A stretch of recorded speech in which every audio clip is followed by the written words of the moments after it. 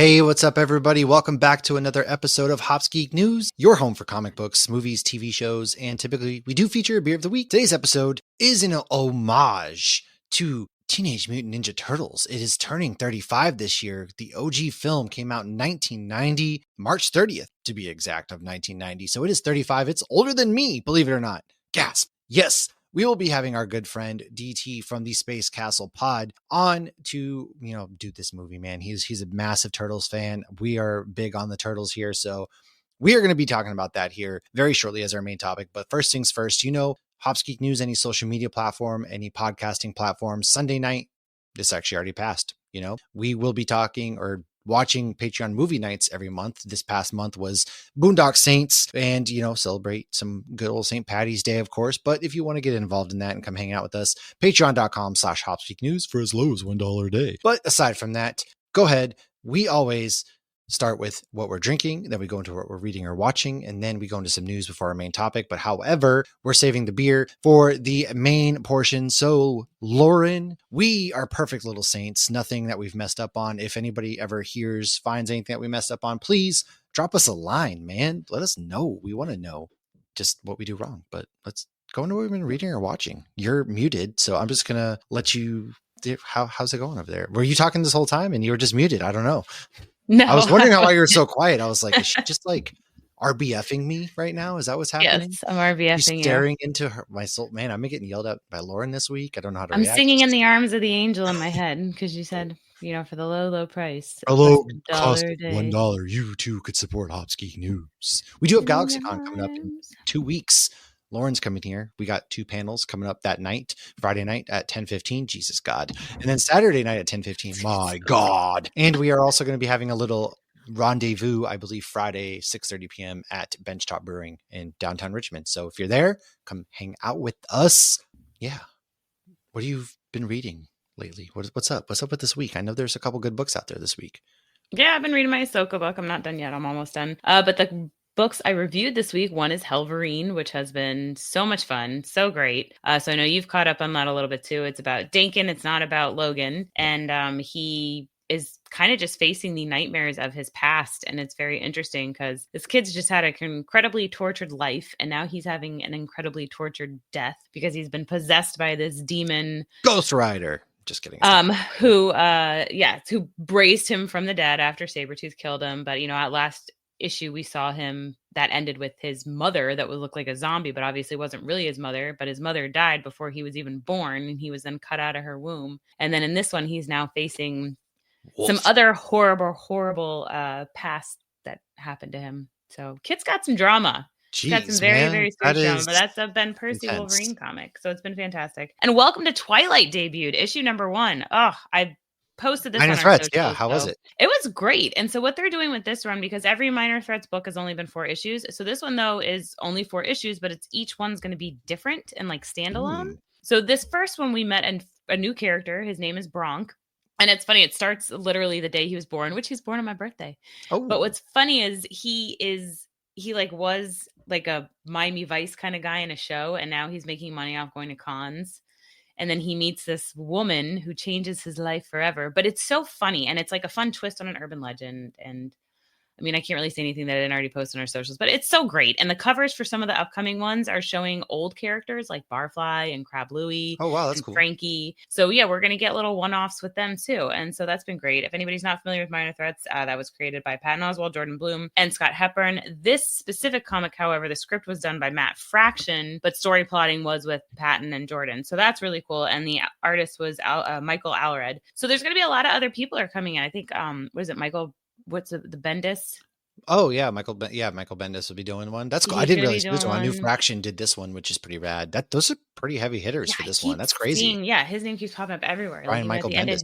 Yes, even at the end of Daredevil. He has been everywhere. Lately. The big name. That's dope. I need to read those. I only ever read a couple issues of Barfly and then 1 or 2 issues of, Barfly is my favorite. Minor Threats, The Fastest Way Down, when we talked with Jordan and Scott and Patton. No big deal.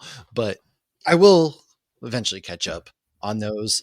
I read a lot this week. Like, I feel like I read a lot. When I'm writing it down, maybe not as much, but I did read The Moon is Falling, number 7 from Image Comics. It's Daniel Warren Johnson, Riley Rossmo, Mike Spicer. This has been one roller coaster of a comic book run. Every time you think you're about to get some happiness and something good, it takes you on another turn. And they actually ended it in a pretty dark manner at the end of this issue. And Sam and Duncan are the parents, their daughter Penny, they're trying to get her back. They're inside her mind essentially because she's in a coma. And it's just really intense the way that this issue particularly ends. And the artwork and creatures that they keep coming up with is just astounding. It starts off on a sad note, ends on pretty crazy note. So I don't want to spoil it because it's been really good. Green Lantern Corps number 2 from Jeremy Adams is one of the writers who, a friend of ours. It's pretty fun. It's getting to see, the Green Lantern Corps out there. Corps is out there doing their thing. Aside from that, Aquaman issue 3 from Jeremy Adams and John Timms. This is, and Rex Locus as well. This is by far just absolutely crushing Aquaman. I know people are fresh. They're like, it's a slow burn. To me, I don't think so. I think we're really diving into a lot of cool core concepts behind Aquaman and diving into a lot of lore with Aquaman. And it's just getting better with every issue. The art by John and Rex are just, god dang, this is so astounding. And Jeremy's writing the hell out of this book. So I really think people should get that. Alien Paradiso issue 4, I also read. That one is really cool because it has one of the gnarliest death scenes I have seen in an alien comic. I've never seen an alien grab somebody's head and squish it and just explode it. But we got that in this issue and it was freaking sick, dude. Loved it. It was awesome. Now, I also, for my last one, was Redcoat number 10, Ghost Machine Image Comics. This just, Redcoat is my favorite comic book out there right now. I just unapologetically love it. He meets a sharpshooter. She's very famous, Annie Oakley, and he has some doubts. He's going to win money because she's trying. If you beat me in this game at $100, and they go for hours splitting bullets on an axe, cutting things, just shooting everything. And then a gang has taken people hostage, and so Simon, you're a great shot. You're a hero. And he doubts himself. And then he finally takes the shot and he kind of learns a bit about himself, but it's tying into a bigger storyline going on right now. Cannot get enough Redcoat. I haven't read it since the Albert Einstein storyline. I need to catch up. Oh man, it's fun. It's been so much fun. I catch up on Geiger too. I'm behind on that one as well. I'm behind on Geiger. Many good stories. Yeah.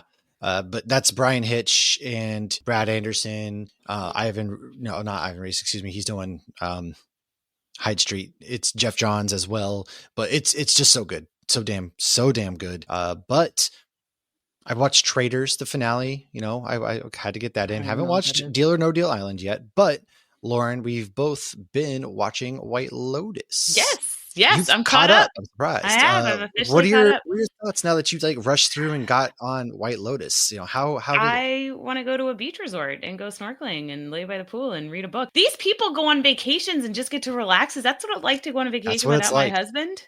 Because and Josh kids. can't sit still. Well, I mean, we've been very fortunate that, between my mother-in-law and my mom, we've been very fortunate to be able to travel a lot without our kids. But Josh can't sit still. No, we don't sit still when we travel. If I want to read a book, it's because he's working. That's why I'm doing the cruise to the Bahamas in hopes that Carrie and I will sit still and just sit there and do nothing. But it's so crazy because the show is it's about nothing. It's just showcasing how ridiculous people are who have so much money they don't know what to do with it. A lot of first world problems, but at the same time, there is things that go on.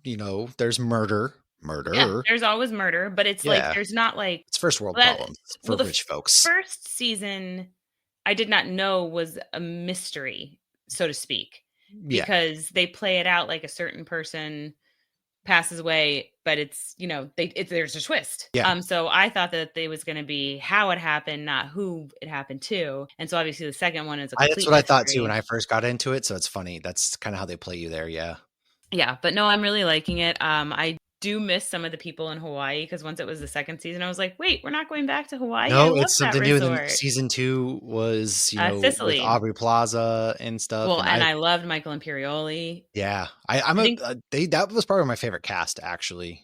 Season 1 was Alexandra Daddario, excuse me. They had a good cast, but season 2 is probably my favorite cast so far. Season 4, you just want to beat the crap out of Saxon anytime he's on screen. Tim, Jason Isaacs, who hangs absolute dong in this episode, he's tripping out about.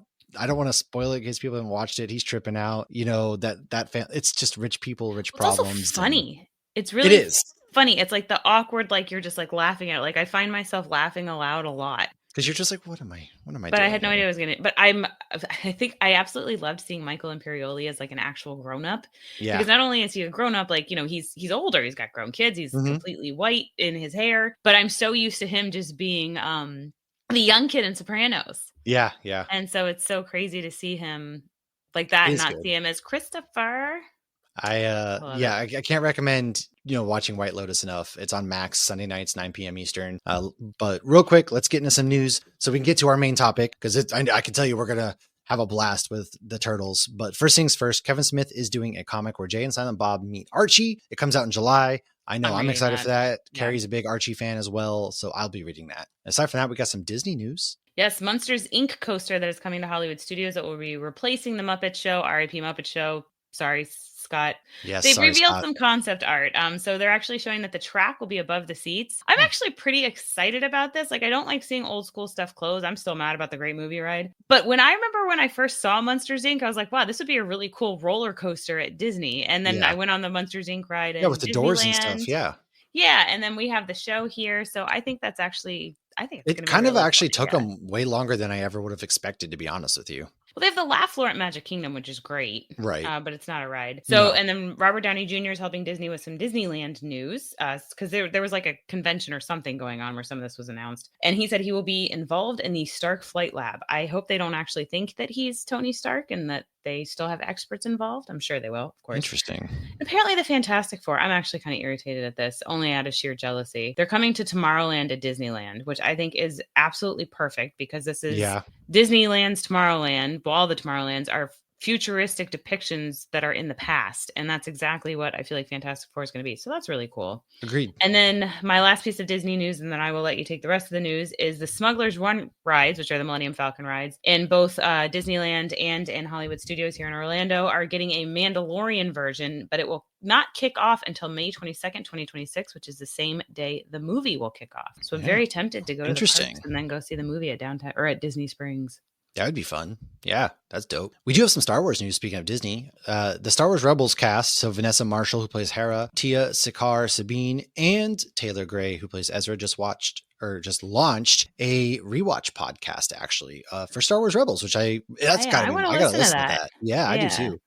Her interview was one of my favorite interviews we've ever done. Yeah, oh, yeah, so I feel like that would probably be good. Yeah. Yeah, I'm with you on that one. I need to check that out. And then we're also getting a new documentary that is out about the last few years of Stanley's life, how his handler kind of took him for granted and really abused him and things like that. I don't know if I'm ready to watch that. I don't know if I want to watch that quite yet. I still haven't watched the Superman one just because I haven't either. Yeah. Josh will walk in and be like, "What are you doing? Why are you crying?" Yeah. I'd rather him just not be here. Maybe next time he goes out of town, I'll watch both of those.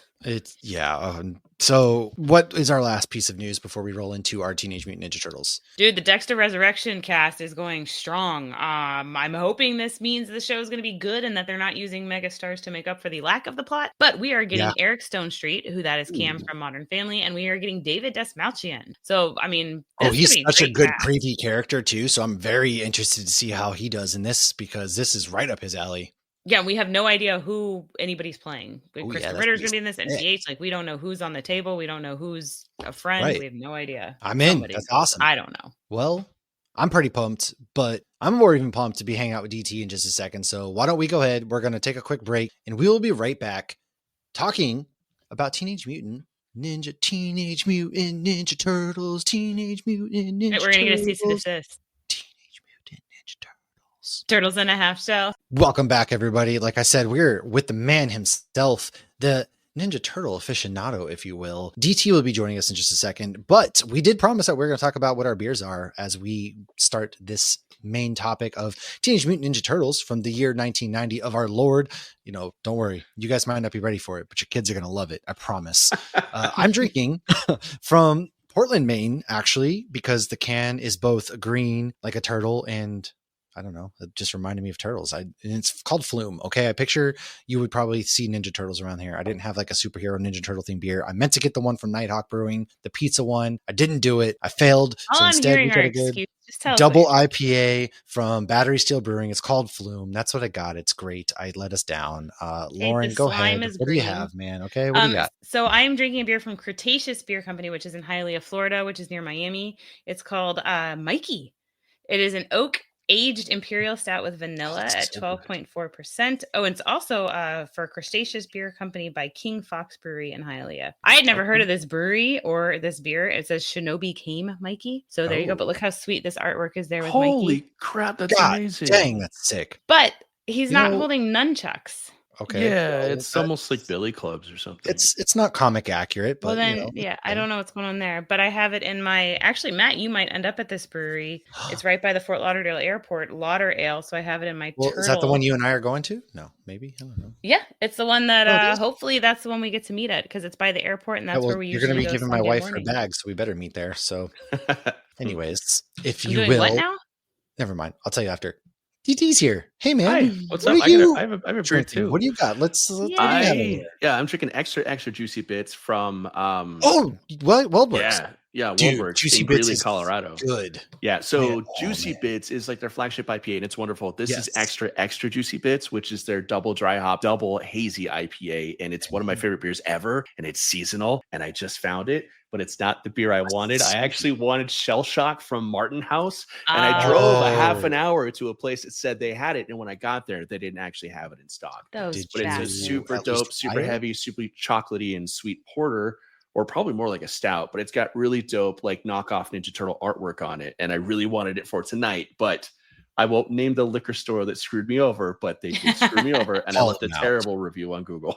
I love that, for anybody out there, once you get older, you come to a point in life where you leave reviews because we do it too. We leave good reviews if we love a place. And then if something happens at a place we don't like, we hop. Especially my wife. She's all about it. She gets right on Google. She drops a review. And you know what? That's a slight form of protest that we can handle. And you just do it as you get older, kids. Okay. I don't know. I'm that person that's like, I'm going to leave a review, good or bad. And then I never do. Although I did submit a thing to, I think it was Apple Maps that they misnamed the Gulf of Mexico. So you can put that in. That's awesome. That's what I'm talking about. That's what I'm talking about right there. That's malicious. But Mason Ale Works, I actually have a bunch of their cans right here just because they're too pretty to get rid of. Oh, Mason's Martin House. Too, they do the pickle ones. Yeah. See, I heard Mason because they do a lot of the copyright infringement stuff. Surprised they're still getting one sip of a 12% and I can't hear.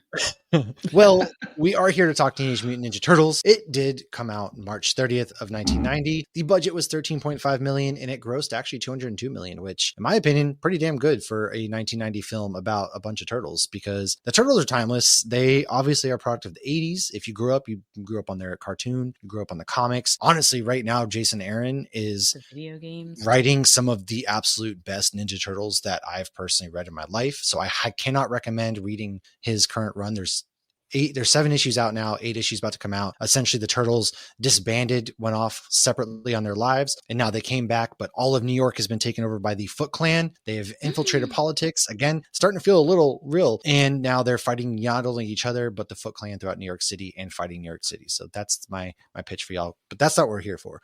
This movie is based on the comic book characters created by Kevin Eastman and Peter Laird. Now, I did get to go to Dover, New Hampshire. They have a nice little sign where the Teenage Mutant Ninja Turtles were there. And I went there Thanksgiving and it was awesome. My son didn't care. I was like, you want to come out and see the sign? He was like, it's just a sign. I don't care. I was like, it's real to me, damn it. It's not just a sign. It's just a sign. Stupid. Sit in your play poke, idiot. Did you go to the house where Eastman and Laird lived when they created the Turtles? That's right. They lived together. I just saw the sign that like this is the spot, and then they have the little sewer right out there that's TMNT and everything. The manhole cover, cool. Yeah, dude, it is rad. It's right near Garrison City Beer Works, I think it's called, in Dover, New Hampshire. So it's near a brewery and an arcade brewery as well. So downtown Dover is we used to live. Man, we literally lived 10 minutes from that spot when I was living in Rochester, and they put that there after I left. So of course I made the pilgrimage. It's super cool to see if anybody gets up there. This is the first film adaptation of the characters. It was directed by Steve Barron, written by Todd Langen and Bobby Herbeck, from a story by Herbeck. Stars Judith Hoag, Elias Koteas, can't spell. You said that. You said that correctly. You nailed it. I did. Oh, nice. Heck yeah. With the voices of Brian Toshi, Josh Pice. Oh God, you gave me too much credit. Corey Feldman, who I always forget is in this, and Robbie Wrist. How do you forget? Its voice is so distinct. Summary is a group of teenage orphaned ninjas are terrorizing the streets of New York when April O'Neil, a TV reporter, is attacked by a strange creature. And a strange creature comes to her rescue. She's attacked by bad guys. I read what's on the prompter. God, I had a hazy. I need to add more commas. She's attacked. Strange creature comes to rescue. Boom. There you go. That's how she meets Raphael, Donatello, Leonardo, and Michelangelo, better known as the Teenage Mutant Ninja Turtles. They were found as orphans by a ninja fighting rat named Splinter. They were all exposed to a secret ooze, giving them human-like qualities, human-sized bodies, and a love for pizza. Now, when Splinter is captured and the turtles are attacked, they retreat to April's old house with the help of Casey Jones. After Raphael has recovered from said attack, they spiritually reach out to Splinter and decide it's time to go home and find him. With the help of Danny, April's boss's kid, who is incredibly entitled and dysfunctional, they find Splinter. Casey beats up the assistant head ninja with a golf club, and then we hear the story of a bad guy who killed Splinter's master, but he scratched his face. Turns out that bad guy is the leader of the Foot Clan, Master Shredder, who clearly shot at Casey for his outfit. Splinter takes him down. He falls into a garbage truck. Casey Jones turns it on, but says, oops. Cops show up. They take down the foot. They're the hand of the law. Take down the foot of the not law. And no one tells them Casey Jones murdered a guy, or was he actually murdered? We don't actually know until the next movie. Then Skeet Ulrich and Justin Hammer tell the cops where their hideout is with all the stolen stuff. April and Casey Hammer reference, make out, and everybody lives happily ever after. Now, DT, where were you when you first watched? This film holds up to this day. I'm sorry. There was like one line by Casey Jones. Outside of that, it does hold up. It holds up incredibly well. When did you first watch? What was your christening of Teenage Mutant Ninja Turtles? This is gonna fuck you up, dude. I was in the theater opening weekend with my dad. Dude, I was 6 years old. Yeah. I was in kindergarten. I remember. Wow. Yep. Oh, I vividly remember. I was so amped. I was so hyped for the Turtles already at that point. Had the action figures, loved the cartoon, and Dad took me and my sister to go see the movie in 1990. And I think he immediately regretted it because the first 30 seconds, Raphael says a cuss word. And I remember looking up at my dad and saying, did he just say that? And my dad wouldn't make eye contact with me. I think he realized he probably made a really big mistake. And it wasn't the movie he was expecting to take his kids to. But it all ended up wonderful. The movie was fantastic. But it's very different from the cartoons. And it freaked a lot of people out. I mean, as a kid, I was always like, wow, Raphael says damn. Like, that's like big deal. It was. He says it a lot. 1990, yeah. This is a kid's cartoon. Well, again, like we're the same age. So I was 6 when this movie came out too. So yeah, it was. Well, Lauren, what was your first experience with this movie? I don't remember my first experience. I just remember this movie and mainly Secret of the Ooze on repeat when we were little. Like when I see New Line Cinema, I'm waiting for Ninja Turtles to start. That or Freddy Krueger. Yeah. Oh, see, I didn't watch Freddy Krueger. I had a weird childhood because I was terrified of Freddy and I loved the Turtles. So every time I saw the New Line Cinema logo, it messed me up. You didn't know how to feel. Oh, Mortal Kombat. Mortal Kombat's another one because right after the New Line Cinemas, it gets that song and it goes doo boo boo boo boo boo boo boo. And it was always you don't get that anymore. But we watched Ninja Turtles like constantly, and then it was like you know, if you had a pizza night or friends over or anything, and then the whole like Pizza Hut thing was big. And oh man, back when Pizza Hut was a banger, yeah. I remember playing the video game on actual Nintendo where they're like on the roof and it's like do do do do do do do, and then like I still have. I'm a little impressed right now. Okay, all right, come on. I still have the somewhere. I tried to find it in Logan's room, like really quick in between us doing the last podcast we recorded 10 minutes ago. I couldn't. We have Head Pop and Michelangelo, but I lost his pizza. Oh, that's awesome! Right on. Yeah. That is sick. So was that your like awakening, DT? Was that your moment where you became just obsessed, or were you already obsessed with the cartoons as a 6-year-old and it just grew from there? No, the action figures back in 1998 was actually my first christening for the Turtles. So the action figures came out before the cartoon started, which is kind of weird. But quick little story. I was probably like 4, maybe 4.5 years old. And I was out front of our house playing with the neighbors' kids. And they brought out these weird little action figures that I'd never seen before. And they were all like hyping them up. We got Ninja Turtles. We got Ninja Turtles. And me and my little sister, we're about the same age as these kids. We're like, well, what are those? They're like, well, you don't know? They're Ninja Turtles, dude. Like, you stupid. And you're like, yeah, it's like, cool. Can we play? Can we see one? It's like, no. So me and my sister, we go back in the house all dejected. It's sad because the neighbors won't let us play with Ninja Turtles. My mom's like, "What the hell is a Ninja Turtle?" We're like, "We don't know. They're Fair these cool question. I don't know, figures." but they look awesome. Yeah.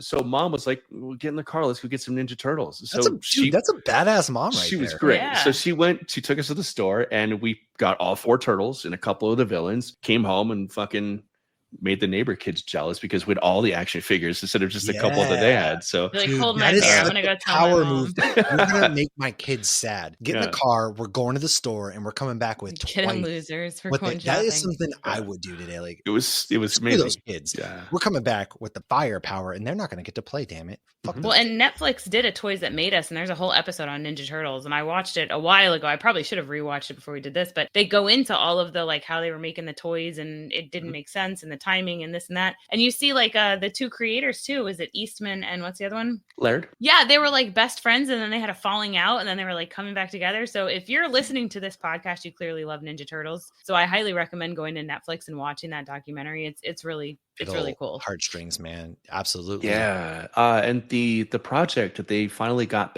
back together over and kind of reconciled and sat down and wrote together is one of the best comics I've ever read. Ninja Turtles were not. It's currently very famous. I don't want to ruin the episode of the Toys That Made Us because it's a really good episode, but that comic is really, really good. And it makes me a little bit sad that we missed out on like 30 years of collaboration between Eastman and Laird because they still had it, man.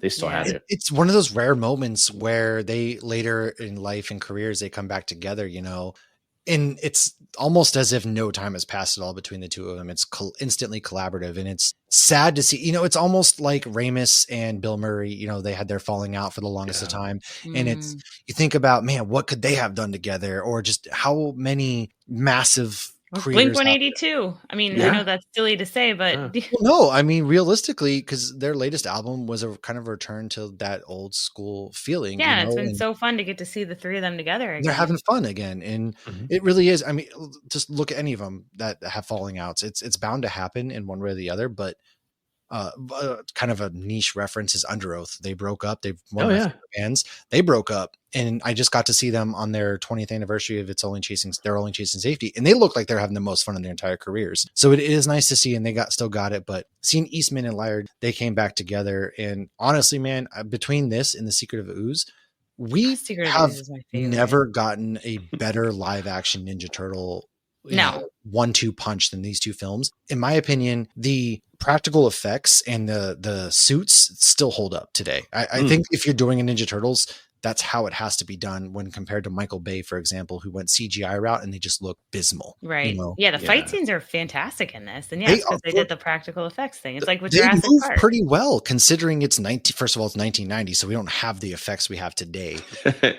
And they're these bulky suits that they have to wear. They did something with the time. I don't know the movie lingo and whatnot, but how they filmed it, they made it so that they like kind of sped it up or something. They filmed it in a certain amount of frames, so it made it look like they were moving faster. But that was because the costumes were constricting. And claustrophobic. The actors had to constantly take the heads off because they were like Josh Paice, who played Raphael. He was extremely claustrophobic. So in between takes, they had to like detach the head and like get him out of it because he could only be in that thing for so long. But I read that fun fact and I didn't write it down because I'm like, I bet DT's going to know this fun fact. Oh yeah. Oh, I know a lot of. I know that Ernie Reyes Jr., who actually went on to play Kino in Secret of the Ooze, was the stunt actor performer for Donatello in the first movie. Ooh. So he get to come back and actually be on camera for the sequel, which is pretty rad. Yeah, that is cool. And I know they've done some cameos in the later movies too. I'm not gonna lie though, like I think the Mike I didn't see the Stephen Amell ones. Was that? Oh yeah, he was. I forgot he was Casey Jones. That's right. Yeah, he's the Michael Bay ones. Human being now. It's because he's like, I'll get to it. I did see the one. They never took his career off like he thought he would. Was the one with Megan Fox, or that's not the same one? That is. She was April O'Neil, and he was Casey Jones. Yeah. Was she in another? She was. Did she? There were Transformers. 2 of those. Yeah, there was the first one. So then one. I saw the one with her, not with Amell. Yeah. Okay. Okay. I'm like, I couldn't get through those movies. I'm not going to forget Stephen Amell. I mean, I will say like Seth Rogen's, the movie that was animated that just came out was good, but I liked it a lot. Yeah. I think I don't like the newer animation with them. That's I like fair. the classic Turtles. But we're not talking about those. We're talking about this movie. I turned it on yesterday to watch. And if my son wasn't grounded from TV for a while, he would get to watch it with me. He was very interested. He would come down and be like, "You still watching your movie?" I'm like, "Yeah." And he tried to linger and be that whole, "What are you watching?" And Teenage Mutant Ninja Turtles, you're missing out on some good stuff. And congratulations, you played yourself. Exactly. And really, dude, it did hold up. I love the animation scene where they're showing Splinter's backstory, and it's the little stop motion of the rat growing bigger and everything like that. There was some they did that on like 8mm, they said, but it is so funny to see the little. Yeah. What were some of your guys? It's like Ratatouille. It's like Remy. Oh yeah. What were some of your guys' favorite scenes from this movie? Because I love the whole sequence when they're in the house and they're fighting. It's kind of claustrophobic, and I always love the Hand's outfits. They're these bug eyes and the whole Foot Clan. I said the Hand because I'm thinking Daredevil, but here's a fun fact though. That's not unintentional. Exactly. Yeah. The Hand the foot is supposed to be like a nod to Daredevil and the Hand, and the ooze is toxic waste that exposed them and they got powers. Same thing with Daredevil. So that wasn't Warren, why don't you just some fun facts before we get to our favorite scenes then? Well, it's funny, like when I first was watching Daredevil, I kept thinking like the Hand, the flick, I kept thinking of the foot, not knowing the Hand came first. So the costumes were actually created by the one and only Jim Henson. While he didn't love violence in the movie, he said they were the most advanced creatures he had ever worked on. It's kind of funny. He doesn't love violence, but yet Miss Piggy's always beating up on Kermit, that poor guy in a very dysfunctional marriage. Okay. Domestic abuse. It took a lot of convincing to get Jim Henson on board. They really had to tell him that it wasn't about the violence and the fighting. It was very much a family story and coming of age. It is. Yeah. Well, it's interesting watching it now because like I don't look at it as violent. Maybe because we just have so much more violence today. I know, but it's like the kids see a lot more violence in like cartoons. I mean, my kids aren't watching Invincible. So funny how back then seeing the word "damn," like they said "damn," right? No, even then. He said, "Damn." Well, even for 1990, your dad was, oh my God, just appalled. But in today's, say you take your kid to an MCU film, right? How many words are in that they get away with? How many? Oh, there's Iron Man jokes. Iron Man Wolverine shit and all kinds exactly. Yeah, shit's not even a bad word anymore. No, they say that on AMC. Yeah. But Star-Lord said the F word. Yeah. Guardians 3, and that was a whole big to-do. It's just hilarious. Wolverine and Deadpool said it like 147 times or something. Mm-hmm. Yeah, and there's no blood in the fight sequences in this either. It's very much, they're almost like putties from Power Rangers where you hit them and they just burst almost. They fall down. That's really all it is. I didn't think that. Yeah, there's no. Well, Splinter, isn't there blood on Splinter? No. He's just sweaty and gross. He's just kind of sweaty, gross, and he's rocking his JCPenney outfit. Man, he looked like he got that. That's a dress he's almost wearing that he got from JCPenney on prom night. That's exactly what. And then he just wears it so shoulder. well. He does, and he just added a couple shoulder pads, and he's got broad shoulders. I don't know if there's shoulder pads in there, but his shoulders are broad, and he's a beast, man. He's a menace. I love when the pizza lands on his head, and he just like ducks. Kids. And he's acting with his eyes the whole time too. He's just like the squinting of the eyes. It's so 90s, dude, but it holds up so well. It's barely the 90s. It was like, it's interesting how 90s it is. It made it technically so in the close 80s, to the 80s. Right. No, right. Yeah. Well, you can tell by like the reporters. Oh my God, the clothes and the earrings. My God. Like even, going back and watching, looks like she's 45, even though she's definitely not at all, but it's the way that she's dressed. So here's a really weird fun fact. So there were, April O'Neil is not the only reporter in this. There's 2 other newswomen in this. Do you know what their names are? Yes, but I'm looking at the document. So it's May and June. Yes. So you have April, May, and June. That's hilarious. I didn't know that. Wow. I got this on IMDb and I did not go back and double check because I was like, if we're wrong, blame IMDb. Yeah, I'll double check it. If we're wrong, I'll put it up next week. When I usually find a fun fact on IMDb, I think it's so far fetched. I double check it and like I make sure I find a source I trust. But is one of them one of the people that April's talking to when she thanks Raphael for saving her? It's got to be right. Yeah. Okay. That's funny. I wonder if they were not even like named in the movie, almost like Jaws, and they're just probably Well, what's funny also about April is that she was actually supposed to get a yellow jumpsuit. However, obviously she hated it, and so instead they gave her the yellow raincoat, which it works out. I don't think I like that. I thought that was a cute nod. Yeah, I mean, even if they didn't intentionally, because I know the actress had issues with the movie, that's why she didn't come back for the second, and then they literally cast somebody who's like so different. They went in a Turco, different direction. And I didn't dislike her. but she was just nothing like this one. They didn't even like try to have similarities, I felt like. April in the first movie, and it's a huge credit to Judith Hoag's acting, because she's great in the movie. April is a character with agency, and she's very much, you know, a character who's every bit as important as the Turtles or Casey Jones in is, and she's got moxie and she's got spirit. Yeah. And when they went back Lane and vibes. yeah, totally. And when they went back and they made Secret of the Ooze, April was very much more like set dressing. You know what I mean? Like she's just kind of there out of sort of like obligation. And they tried to go back with the third movie and give April more of that attitude and more of that moxie, and it just doesn't quite work. Like the actress Paige Turco just wasn't quite on the same level as Judith Hoag, sort of like just raw charisma. You know what I mean? Right. So yeah, April's always been sort of an up and down character in the whole franchise, honestly. Well, I mean, honestly, yeah, and even looking at today's, I feel like the most recent film, the animated one, they kind of brought back that moxie, but it was animated, right? And so it was easier to kind of do versus whatever Megan Fox was doing. I did not get down with that personally because I felt like it was such a miscast. I forgot she was even April. I was just thinking she was some random person. Well, I think a lot of us largely forget those movies existed because Sheamus, who was a WWE wrestler, actually was in these movies too. Funny enough, yeah, I just blocked the movie out. I forget which one he was, but he was Rocksteady. Yeah, that's right. I think he was. Yep. He was in that, and it just the whole movie. Oh God, terrible, awful, insulting. It is such a.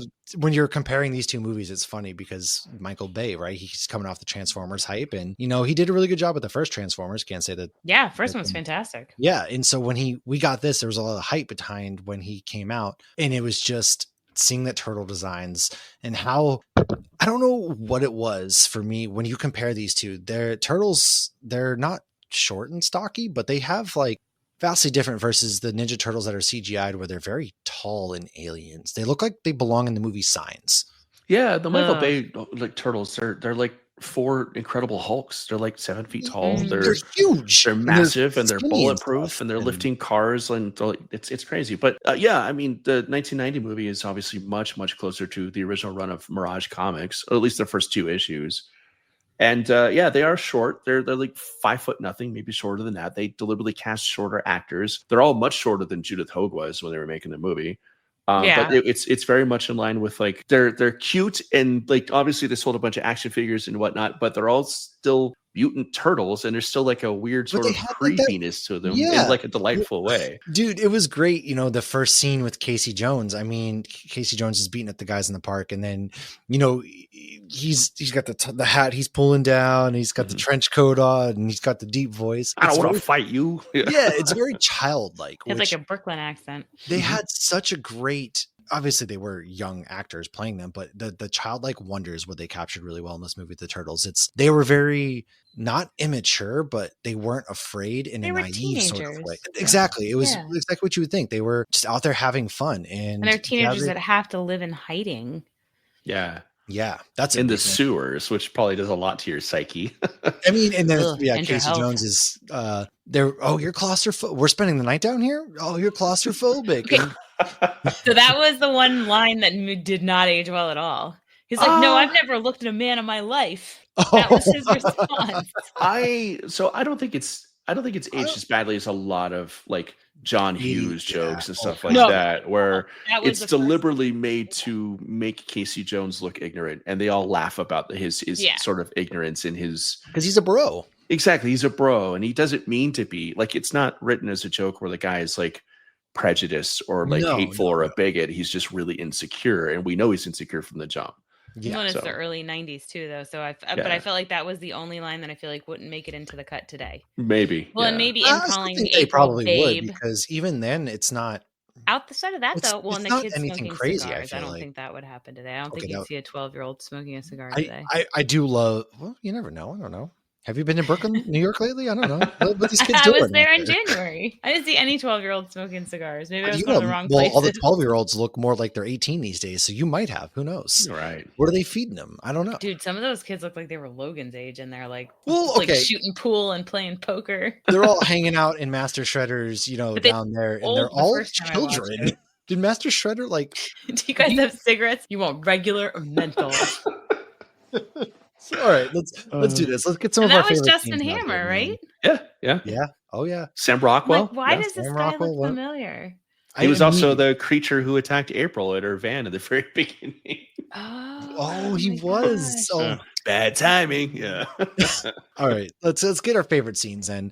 DT, what are some of your favorite scenes, quotes from this movie? Because there's a lot. Man. I have two, and they're very early on. If you humor me, let me talk about both. The first one is obviously very early in the movie, and it's after Splinter has kind of talked to the Turtles after they had their first fight, and they saved April, and he talks about the fact that, you know, hey, you guys need to be careful and need to like do what you got to do and like fade in the shadows, because there's gonna be a time where I'm not around. And they all kind of react to that very like starkly and very surprised. Yeah, the children. And they're like, yeah, what? And there's that scene later on after Michelangelo's ordered the pizza where he goes out to sit by himself, and Donatello skateboards up and sits down next to him, and they have this conversation. And you know, Donatello's like, hey, how's it going? You know, he said, pizza dude's got 30 minutes or 30 seconds or something like that. And they have the conversation where Donatello asks Michelangelo, is like, hey, have you thought about what Splinter said tonight about what it would be like not having him, like if he wasn't around? And Michelangelo, it's played off as like a funny moment, and you laugh about it when you're a kid. When you watch it as an adult, Michelangelo's completely deflecting because he doesn't want to deal with that shit emotionally at all. So he just goes right to talking about pizza. And Donatello has this little moment, and it's so amazing that Jim Henson got so much emotion out of these big rubber suits where you can see Donatello kind of react like, oh, he's not going to want to open up about this. Like, oh, okay. But it's such a gorgeous, amazing character moment that what the hell is that doing in a Ninja Turtles movie? You know what I mean? It's done with such love and such care, and these are such three-dimensional characters. And it sets the tone for the fact that this is not just going to be about, hey, cowabunga, let's beat up bad guys and eat pizza. Like, these are actual characters who are going to go through some shit, and we're going to go along with it and kind of experience it alongside them. And to that point, my second favorite scene, and maybe my favorite scene in the whole movie, is after Raphael goes out and sees critters in the theater, and he has his first run in with Casey Jones. And, you know, Raphael comes in it with like, you know, bravado, like, I'm going to stop this guy from beating up these muggers. I'm going to be this tough guy. And he gets humbled, and he gets pissed off, and he gets angry. And we see that anger for the first time. And we learn when Raphael comes back to the den and Splinter's waiting for him that this is a normal thing for Raphael. Like, he's got a lot of anger. And Splinter's sitting there, and he lights a candle. He's like, come sit next to me. We got to talk. Raphael's like, can't this wait till morning? And Splinter looks at him and he says, you will listen now. And the way the multiple puppeteers engineered that scene and the way it's shot is so awesome because Splinter, he's sitting there and he hunches over, but his tail flips when he says now, which he didn't need to go that hard. It's a reaction. There's such emotion and life in these performances from these creatures that Jim Henson created. And Raphael and Splinter's back and forth about how Splinter just knows there's all this anger in Raphael, and like he doesn't know how to channel it, how to help him deal with it. And Raphael chooses to deal with all this turmoil of being a mutant, being isolated, living in the sewer, being lonely, probably a lot of time, and having all this anger and all these emotions of just being a teenager. Raphael chooses to separate himself and isolate himself from his brothers and from Splinter to try and deal with it himself. Kind of disappears for a little bit. Yeah. That leads to the whole fight where they're like, I wish Raph was here. And he gets through the window, of course. But you're 100% right. You go into this movie, it's 93 minutes. So it's not long by any means. Yeah, it is. But the fact that you have this relatively, and especially compared to modern day films, short film, but they take the moment to just slow things down for a beat to where you're not action. And then again, they pull the emotion out of these these suits. They're creatures, they're suits, they're puppets, and there's so much. And shout out to even the actors behind that, like, dude, 100% children, because the fact that they're able to convey that through these bulky claustrophobic suits, that's another reason why this movie holds up to me today, because it's insane the amount of talent that is put in love and poured into this film. Yeah, man. And that scene, it's Splinter, and you stop seeing him as like a giant rat puppet and like an animatronic turtle guy. It's a dad pleading with his son to help his son figure out what's wrong and how to fix it. And neither of them have an answer. And this is in a children's movie, like developed by Jim Henson, based on a cartoon essentially. And it's amazing that they got away with this movie, and the fact that this movie exists as it is and is honest and beautiful and complete as it is honestly kind of a miracle. Right. And continued on. Yeah. But it's just a beautiful scene between two performances that should not be as good as they are. in a scene that should not be as well lit or well staged or just well blocked and put together as it is. They're just sewer. And it's just this lovely, beautiful scene. And Raphael starts crying because he doesn't know what to say. Like, he doesn't know where the anger comes from, how to process it, or how to help Splinter help him. And they're at a loss with each other. And it's tragic and beautiful. I think that's why I have always had Raphael as my favorite character, because I can relate to that. I'm not Kyle. I'm not punching holes in the wall, but you know me. I'm a very emotional, at times, very angsty. Did you say damn as a child? I've said a lot worse. Oh, we all said a lot of words. Yeah, I'm ready to burn, the buildings down tomorrow. Someone owes a nickel to the swear jar. But to your point, as a kid, you laugh it off, but now they're teenage kids not wanting to think about the fact that they're only their dad and the only person they've ever known to this point, because to this point they didn't have April, they didn't have Casey, they didn't have friends. And to this point, they've only ever known this father figure in their life. And so thinking about the fact that he may not be there forever, as even now, the thought of us, hey, my mom she's a mortal person. That's heavy to bear, especially on a teenager. I mean, even when my parents are like, hey, I want to sit down with you for a second because you're the executor of my will. I'm like, I don't want to talk about this. Like, you're fine. You're healthy. What are you doing? What do you mean you're fine? Just go put it on Google Doc. I don't know. Yeah. And I love the fact that Splinter gets abducted shortly afterwards. And instead of just staying there and trying to figure out what to do, because they're children, they're kids, they're adolescents, their first thought is to go and find the only other person in the world that they know. Yeah. They find an adult. They do. They literally, that's the thing. They find an adult for that reason. It's so wonderful. It's so smart and so honest and so wonderful. It's great. Yeah. Shout out to my son again, who found the only other adult in Portugal when he got lost. I've heard that story. But you're right, though. I mean, they did go and find, hey, what do you do? I don't know. If I'm that age, I don't work kids. We've never been on our own, but we don't know we've been trained to fight, but we don't know how to make adult decisions. Mm-hmm. Right. We just know to fight, which they do very well. Well, now we all have cell phones. You just call somebody. But yeah, we didn't have it back then. But Lauren, is there any scenes that stood out to you particularly, especially upon rewatch? It's so funny because, like, as a kid, there's so many that stick out. Like, because I'm rewatching it, I'm waiting for, when was it Mikey who gets his head in the fish tank, and then he goes, Donatello. Okay, I didn't remember who it was, but I just remember the sound that it made when he spit it out. Yes. So that was one of the things they did later on to try and lighten the tone of the movie, was add all kinds of weird little goofy sound effects, because that's a relatively intense scene, despite the turtles are joking around and like hopping around and crap. It kind of sticks out as a sore thumb in a lot of ways, the sort of inherent and like transplanted zaniness into that scene, for but it no is awesome. reason. But I still love it though. As an adult now, I'm rewatching it through the lens that I watched it as a kid. So I'm like fine with that stuff. That stuff doesn't bother me because I'm like waiting for it and I'm excited for it to happen. So I don't know that I can pinpoint something. I know that one of the scenes I always loved was April drawing Leonardo. That's probably why one of the reasons he's my favorite. I love that drawing, and like I've loved drawing since I was old enough to hold a pencil, and I loved watching her sketch it, and I love that one picture of him just sitting outside the bath. Raph is in the tub. But one scene that I found absolutely phenomenal rewatching it as a grown-up, which I never would have picked up as a child, especially because I had never been to New York, nor had I had any awareness of the people in New York, was there's a scene where like Raph like rolls over the car of like a cab driver or whatever. And then he's just like, where are you going? And I was just like, that's actually quite hilarious. What's that? I had no idea. So unbothered. Right, completely unbothered. It's New York. You don't know what you're going to see. Just another day.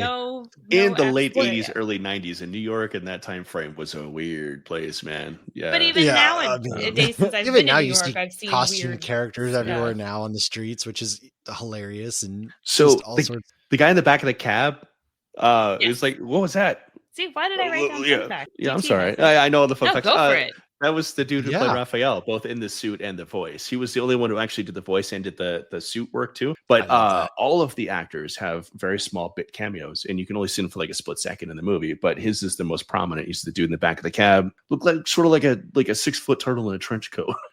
So you have Josh Pius, who plays Raphael and voices him, plays a passenger, and then Michelin Sisti, who plays Mike. He plays the pizza delivery man who delivers the pizza to the turtle sewer, which I think is hilarious. I always remember that as a kid too, him sliding the pizza through the thing and me thinking, the pizza's gonna fall. When I was a kid, I got paid $5 to eat an anchovy, and I still My mom mentioned anchovies recently. I'm like, "Well, you're going to pay me $5?" But I feel like it was like I had this negative Today's connotation economy to and anchovies inflation, that's got to be what, $20, right? because of the turtles. Probably, yeah.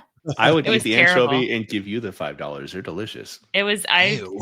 They're just I salty remember fish. I like Oh, it my is. mom made Yeah, me show her, like I had to open my mouth and show her it was gone. And then I ran to go brush my teeth and then she gave me $5. They're just really salty, but yeah, I mean, But it was a The full texture- anchovy. I'm very though. weird. It oh, was like that's a chewing little more rough. bones. That's a little more rough than the slices. Yeah, like Yeah. it's different. Fair enough. Textures Yeah. are okay. All right, Yeah, so yeah. Leaf or Life Tilden, he plays Donnie, and he was also the foot messenger that meets April in the subway. And then David Foreman, who plays Leo, is also a gang member in the warehouse during Casey's fight with Tatsu, and he's on Tatsu's right when he takes a drag of a cigarette. Dun dun dun. Kevin Eastman makes a cameo too. Mm-hmm.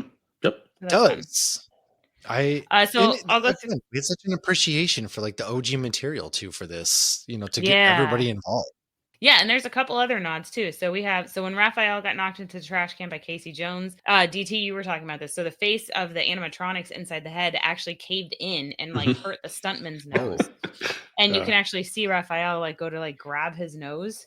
But the original stuntman was then replaced by one of the foot soldier stuntmen named Ken Scott. And Ken is the same guy who does the nunchuck face off. Oh my god, that's such a he's like, fun scene. He's like, Yeah, man. "Oh, you got nunchucks?" And they just do like a nunchuck off, and he's spinning it on his finger. Like, it's the most On the absurd chain, in the middle of a it's- fight. Yeah, dude. I can't it's wait such for a next fun year when we scene. do Secret of the Ooze, because we're definitely doing Secret of the Ooze next year. Yeah, Oh, because yeah. that came out less than a year after the first movie. Like Yeah. they struck gold with did. this one, and they rushed the sequel Right. out. We're not They're playing like, that. don't throw those Not heads like- away yet. Yeah. Do you hear that, Matt Reeves? They struck gold and they didn't sit for 5 years, Matt Reeves. I you know what? I'd rather have the Penguin season 2 before we Yes. get Batman. But that we okay. So another connection to Daredevil. What is Daredevil's mentor's name? Stick. Stick. And what are the Turtles' mentor's name? Splinter. Those have some similarities. Oh, I was like, where is she going with this? Because those two are not the same name. I was like, where's Lauren? They're going? not. But Stick and Splinter is similar. All You can right. get a splinter They from are. a stick. They Okay. are. So in the cartoon, at one point, the foot were actually robots that were trained in martial arts. Okay, so this next one, I don't think I realized this as a kid, but I found it really kind of like interesting and odd, and would love to have been in the room when these contracts were all written up. Domino's is the pizza in the movie, but I had always remembered it as Pizza Hut because Pizza Hut spent $20 million doing a marketing campaign with the movie. Yeah, there was a coupon for a pizza in the VHS.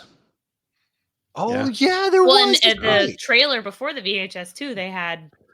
Oh, was it all was. about, like, It's it was like the a baseball baseball kid. team. Oh, Yeah. I can sing the entire goddamn song from that commercial. Do you remember this? Was it the Step Kids movie? There was a movie before. It might have been Secret of the Ooze. If you had the VHS, there was a commercial before for a movie about like a family full of like stepkids and everything. And I don't know that I ever saw Was it that cheaper movie. by the dozen? No, No, that was way later. I don't remember. I'll have to look that up. I Well, think they it was called I just Step was saying because Kids. they remade that one 6 times. So, but Go I ahead. remember the cheesy commercials for pizza and things. I can see it still, and like there's that graininess to the film, and you just the attire. It's I miss more going to likely Pizza a Hut. kid with Or a Pizza Hut after jean church, eat shorts, all the a pizza backwards buffet. hat, like a striped shirt, and every. Oh man, I miss You the had red plastic cups, dude. Mhm. Remember those? You literally Right? live at Yeah. pizza. But then they You would have go to, like personal souvenir pan cups pizzas. too. Didn't they do They all the did. Nickelodeon cups with like Rocco's Mom? Oh, They might have, They yeah. might have. Yeah, I know they. Okay. I remember they did the Land Before Time puppets, and I I'm had all those when I was a very kid. interested in Pizza Hut's downfall You know- because they had it all. They had an empire in the 90s, man. They're You never awful went to now, man. Domino's. You I- went yeah. to Pizza Hut and Oh, you yeah. got red Pizza cups, you got was- your personal Pizza Hut pan was the thing, pizza. yeah. It was where we had coupons all the time. But now it's nobody thinks of Pizza. Pizza Hut is closer to me than Domino's, and I will get I don't Domino's. remember the last time I had Pizza Hut. I don't either. I truly don't. And the downfall has to be studied somehow because It's you had it all. I it's think really it's just proximity. When it It's comes a to lot of shitty things, pizza, man. like our Domino's changed go-to. their crust to this garlic crust, and it actually upped their game. Yeah. Pizza Hut, I don't know what they've done, but the quality in pizza has gone substantially It's down. oily and gross and soggy, and Like they don't hard- employ delivery drivers anymore. Now it's all That's like right, they third don't. Oh, it's like party, Uber like Eats. Uber Eat type stuff too, which is super weird. See, Josh is like, I'm Costs going to even save more. the $5 a pizza and drive up there and get it. Yeah, Like, if I'm gonna okay. get a heartburn and I'm gonna feel like terrible that night, the next day, I'm just gonna go pick it up. I'm not gonna pay somebody else to bring it to me. Our go-to shitty pizza is Papa John's because that's the Ooh. only one that everyone's okay with, and they have the garlic sauce, and it's like $7 carry out, which is funny because then when you watch this and you watch Home Alone, they're paying $12-13 a pizza. Yeah, They that's are. nuts. Yeah, dude. So that's like the one thing that inflation hasn't touched is takeout pizza. Yeah, they get like 10 pizzas for like $120 or something. Like, what the F are you doing, Chicago suburbs? Well, and then they Especially paid for Chicago, like that. or they were but- upset they only got 13 or something because they were late, so they knocked $3 off. Oh, he gave him 10, not 13. It's like, Mhm, we mhm. knocked $3 off. And it was funny because so we started the movie. We were eating dinner and I put it on. I had to rent it because I didn't feel like digging through our collection of DVDs. I rented as well, yeah.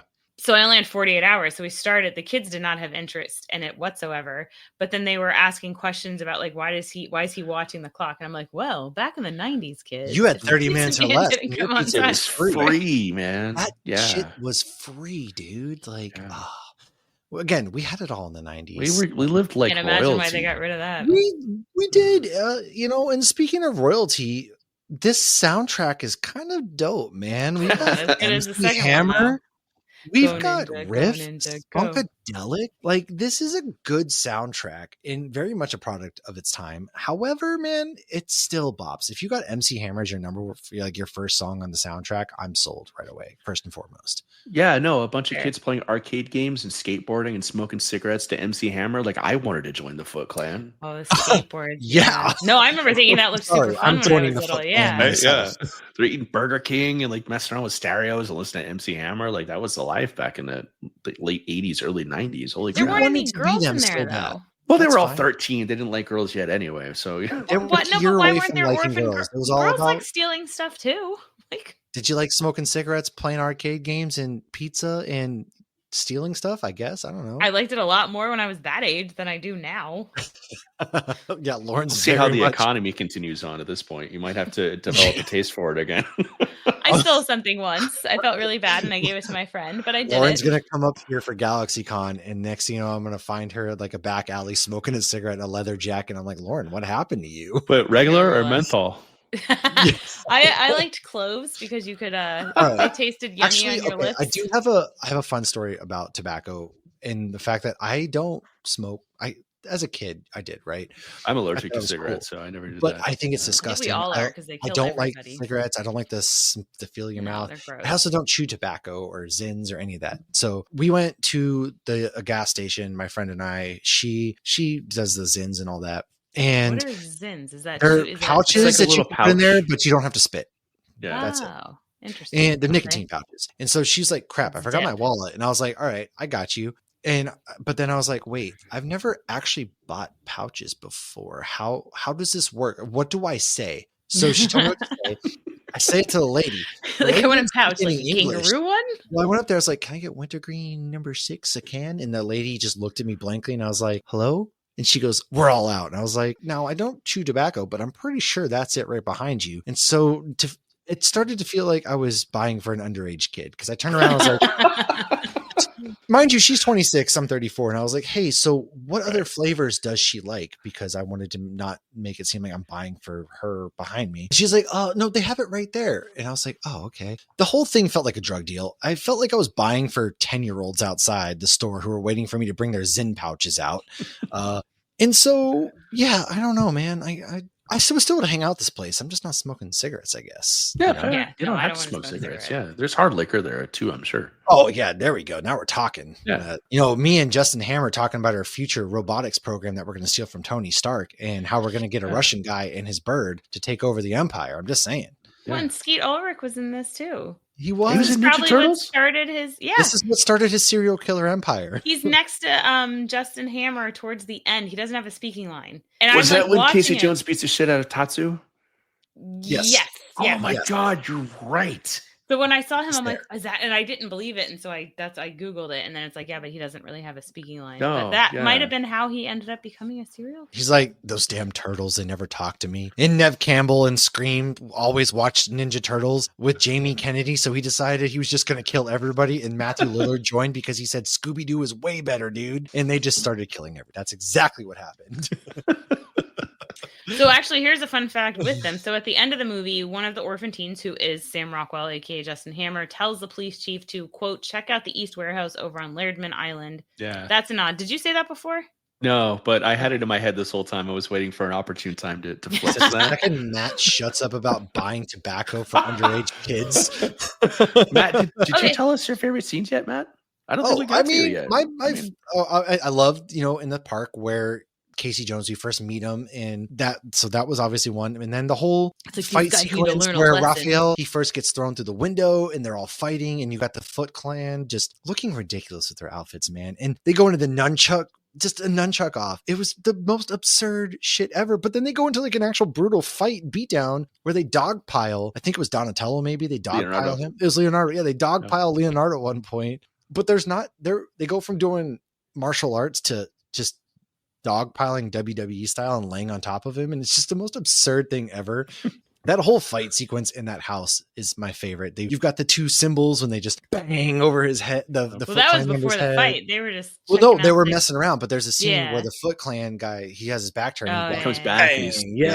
Yeah. It's just poor April. Absurd. It is so absurd. April's just there. They're in this clutter. It makes me think of like my grandparents who were hoarders because there's so much crap everywhere. What was the name? How are you fighting? I know, but like, how are you second time around? I think was the name of the shop. Yeah. Yeah. And it was just so absurd. And then that leads into, the end where they're escorting all the kids out, it's Justin Hammer and them, and they're just go off on your own, kids, and it's just ridiculous. So ridiculous. Those are my Justin Hammer is like, just go to the street, you'll find everything. Like, you weren't part of it. Yeah. I also feel like they very underestimated, like when I'm watching this and Shredder falls into the thing, which I get that, it was a cool scene. Like Splinter didn't do that intentionally. Splinter was just reacting, whatever. Shredder basically killed himself. I'm doing quotes for people who are just listening because obviously we know he comes back. But when Casey Jones turns the thing on and just goes laser beams, oops, like that would be a terrible way to die. And then you see that, like, that's a dark graphic scene. Yeah. But you don't think it's dark when you're little because you just see the helmet crushing. Yeah. But it's like you just straight up intentionally murdered a dude in front of all these people, and now the cops are here and you're a good guy. It is weird that Casey Jones just does murder. And it's played off like a comedic beat. Oops. It is. Yeah. Oh, my bad. Because he's such a dunce. There's some gray area in this movie, which also makes it lovely. You know what I mean? Like, this movie should not exist. It does. And you could tell, like, the course correction, so to speak, with Secret of the Ooze is proof positive that this first movie coming out and was produced the way it was is kind of a miracle. So, for real. And they talk about that a little bit in The Toys That Made Us, too. Yeah. I long for another proper Turtles movie, I guess, and have you seen, I guess, I don't know if it was on eBay, they were selling some of the suits at one point, and they've degraded so badly. It's awesome. Oh my God. It's they're like, they're like so original terrifying looking, and it's just, like, I would buy it right? for the terrifyingness and to also say I have it, but it's so good, man. I love this movie so much. We could go on, but we will be doing a Secret of the Ooze next year, which obviously DT is going to be back there. But do we have any final thoughts about this film before we kind of wrap things up here? Hit us, everybody. I just have two last fun facts. So, because Lauren said I researched these fun facts, DT, shut your mouth. I know they're in your head. Well, actually, maybe I'm going to quiz DT. Okay. Ooh. So there were some interior scenes filmed in Wilmington, and they were shot close to an airport. Did that impact the turtle heads in any way, shape, or form? Yeah, the radios and the animatronics got all messed up, and they would glitch out, and they would have to stop takes. Yeah. Oh, that's cool. Yeah. Damn, DT. Okay. So yes, and it was also very crammed in those heads too, with all the motors and whatnot. So my last fun fact, which will lead us into Secret of the Ooze, in the original trailer, there's a shot of the turtles rising up in what looks like a swamp. That shot was cut, but we do see it in Secret of the Ooze. Mm-hmm. I thought you were quizzing him. Okay. I was gonna, but I was kind of like, I don't really know where to ask a question because I kind of ruined the quiz beforehand. Lauren's in Supernatural, DT's is Turtles. I can't wait until we do 20th anniversary of Batman Begins because there was a point in my life. Oh my God! Don't No, this is 20th of Batman. I can't do Yeah, this. Yes, it's Batman messed Begins. up. Rachel. Rachel. I literally can quote every line from that movie. I don't know what it is, but I Just think your DT's Lion going to have to King. come back for Batman Begins when we do that, because that's coming up soon. We never did Tarzan. We should do Tarzan. Was that a 30th, 20th? I don't know. It came out in 1999. Oh, then nothing. It's not anything yet. Okay, you got 4 more years, dude. Okay. I missed What's going to one happen? there. Are we going to get to Tarzan, or is the world going to end? Who knows? But at this point, toss a coin, I guess. We do have a lot of. There's so many movies celebrating anniversaries. I know there's Heat for its 30th anniversary. Where's the van? Get the van. Are they ever going to make forever. Heat 2? Is that going to happen or not? Yeah, I thought they were talking about Who's that. left? Val Kilmer? I mean, is Al Kilmer Pacino in going a to do it now? non-speaking role, obviously, because the guy Yeah. can't talk. But Ooh, Ashley Judd. Al Yeah. Pacino just had a kid, so he's probably going to be in for the He money. just had a kid? Him and Robert Yeah. De Niro both have like toddlers right now. Yes. I don't Yeah. think that's healthy. It's not. Well, no, they're 80 fucking 9,000 years old. I was just reading something on like the male DNA has Listen. way more to do with the biology of the baby and the placenta than people realized beforehand. Oh yeah. Oh my 80-year-old goodness. sperm is probably not a good thing to I think pass that's on. expired. Yeah, no, totally. 100%. Oh, gross. Well, like that's the why- pizza in the movie that they do the It definitely sperm is. to. Okay, I'm just going to say that real quick and then I'm Yeah, done talking. Yes. So Danny's like, I think I have some pizza laying around here. They don't go to the fridge. They open a pizza that's been sitting on the It's table on for a 2 table. days. Yeah. There's They're literally a fridge mutated in the turtles. background. Nothing's going to But kill Danny them. didn't put the pizza in the fridge. It's not going to bother It's them. Domino's. It was fine. Domino's in the 90s? Yeah, actually, probably. It was perfectly fine. Yeah, it was probably more unnatural than the turtles themselves in the 90s. Would you call it supernatural? Yeah. No. Okay, I'm done. Anyways, DT, where can people find you each and every week? I know you put in some intense work on YouTube, man. Your videos really are impressive. Thanks, man. It's always impressive. And if you can, everybody go to his Discord. He has a great Discord channel that I fail often at getting into because You like Schitt's Creek. Oh, I wanna I skip banned you. Schitt's Creek. Oh, that probably explains it. Actually, that makes sense. I would ban myself. Sometimes I think about banning myself from our Discord channel, just especially when I put hey, there's a girl talking about the best dick she ever got was from a guy in Crocs, and everybody just looks at She me like said I'm wiener. weird, and I'm She like, didn't say dick. She said wiener. That's so much worse. okay, she probably couldn't say dick on TikTok. I don't know, but the best dick she ever got was from a better guy in Crocs, and I was like, guys, look, guys in Crocs can fuck, and everybody Was just this looks in at me like a parking lot of a Raising Cane's or something? Like, it's I probably don't a know. I couldn't cookout. finish the video. Oh, It was, okay. it was a When- cookout. Once you said wiener down in Crocs, I was out. Yeah. All right. Anyways, where can people find you now that we've completely gone off on some craziness? Yeah, man. You can find me at youtube.com/@Spacecastle Show, or you can just do the easy route and go to Spacecastle.net. Sorry. Or look in the show Okay. notes. Honestly, people just look in the show notes because Oh, man, honestly. It And just yeah, sounds crazy when he says it. there's a link to the Discord in every episode on YouTube, and please come hang out. We always have a blast. It's a great community. It's wonderful. It really is. We've done some hangout sessions through the Space Castle Discord. It's fun meeting a lot of just chill people, man. I mean, he's got everything out there. You know, you want to talk beer, you want to just talk, the main deck, you want to talk sports. There's a lot of shit talking in the sports there. Schitt's Creek gifts. Schitt's Creek, speaking of Schitt's Creek gifts, it's pretty much everything out there. It's a fun community, and DT's friendship has really meant a lot that we've gotten to do this. So can't wait to see more of you this year video wise, of course. While we hang out. Yeah, I took a little break just because I'm in the process of moving. So if you're watching this on YouTube and you're seeing behind me, I normally have stuff on the walls and I normally don't have boxes behind me. I don't live like a serial killer, I promise. I'm just about to the move guy in a with week. the mask so- on his head. Well, Yes, that moving too. is awful. The 40-year-old man with a Ninja Turtle t-shirt and the knit cap with the boxes and the empty walls. Yeah, I'm not crazy, promise. But no, 2025 is going to be huge for Space Castle. Once I get settled and everything kind of gets straightened out in like my personal professional life, it's going to be a super exciting year, and I'd love for everybody to jump on board and come hang out with me. But in lieu of that, please check out Hops Geek News because it is literally my favorite podcast. It's wonderful. And your YouTube channel just hit 1,000 subscribers. You guys are fucking big time now. Now we It's we amazing. need to figure out how to get on your level. First of all, that's our next goal. Is now we got there. Now we need to figure out how to streamline things and get better. But you know what? We'll get there. We haven't given much love learning to YouTube as much until recently. By I the think. time Ninja Turtles is celebrating their 50th anniversary, we'll have this down. No, It'll that's be- not even that long ago. Wait. That's like- 15 years. Like from now. What are we 20, gonna be 15 doing? years. Yeah. yeah. Can't even imagine. Wow. Anyways, shout out to everybody who comes and joins our Patreon. If you hop into our Patreon, you get to come hang out with us. We do movie nights, and every single month we do all sorts of fun stuff. You get ad-free episodes. So if you don't like hearing the ads, I'm sorry. First of all, like Spreaker hosts us, and there's a skip button for a reason. I do it every time I listen to Bill Burr. He starts off a Toyota, and I hit 30 second. You can do that too. But Bill Burr has a podcast? Yeah, it's awesome. I listen to Bill Burr because I really relate to him as an old, angry Bostonian man. And everybody is finally discovering Bill Burr because he's been calling out Elon Musk and how much he hates billionaires lately and how that stuff. And so everybody's just like finally discovering Bill Burr when it wasn't from Mandalorian. No, surprisingly. And he does talk about how his daughter wants Star Wars, and he doesn't like Star Wars, and it's funny. Yeah, he's not actually. Yeah, he just took the job. And he's in the best episode of Mandalorian, which is he was in Breaking Bad too. Well, he's on Broadway right now, actually, even, and so he's got some chops, and he actually has a special coming out on Hulu, March 14th tomorrow. Oh shit! So this. Oh, I saw that. I was like, yay, a new Bill Burr stand up. He's talking about like he's at the drop dead age. That's what it is. Dead. Yeah. I personally don't. He's one of my favorite. I don't go to stand up comedy, but I did go to Bill Burr last year, and I can tell you right now, he was.